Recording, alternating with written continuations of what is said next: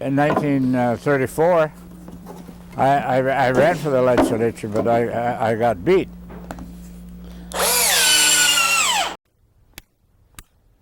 In those days, the older people felt that anyone under 50 years old had no business in politics. Willard Munger helped craft every major Minnesota environmental law during his 43 years in the state legislature.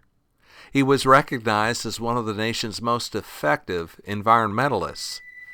He understood the profound link between the health of the planet and our own well-being.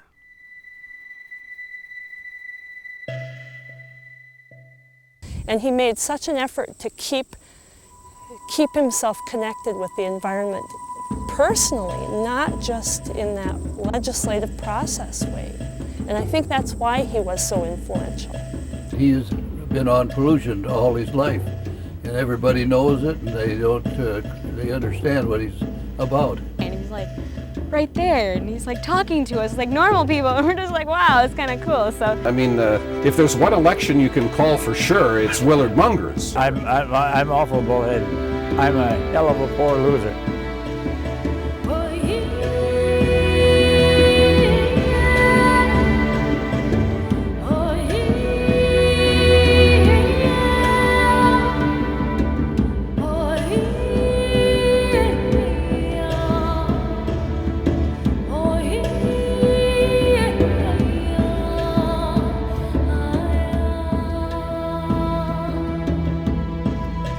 You know, way back when I introduced my first bill, they referred to me as an environmental kook.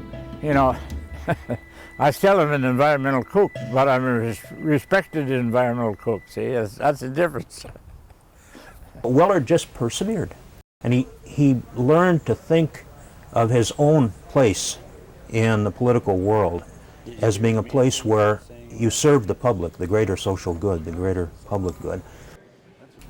I don't think I've ever met a person in political life who's had that sense of commitment. He was the longest serving of any of my colleagues, and yet if you could point to the one person who had integrity, who absolutely was not bought by special interests, it was Willard Munger, longest serving member. And I think that's what drove Willard. It wasn't about himself.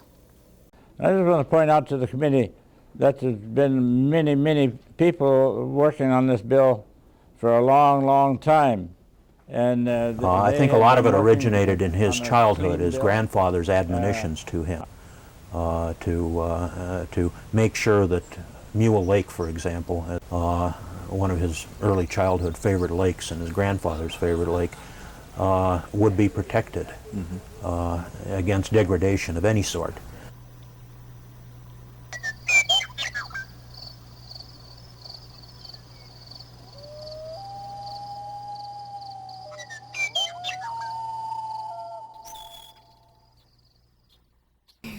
Missing like half of that finger, and that's exactly the same as the other three.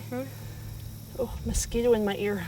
I mean, Willard never forgot his frog hunting days from when he was a kid. He never lost sight of his own personal contacts.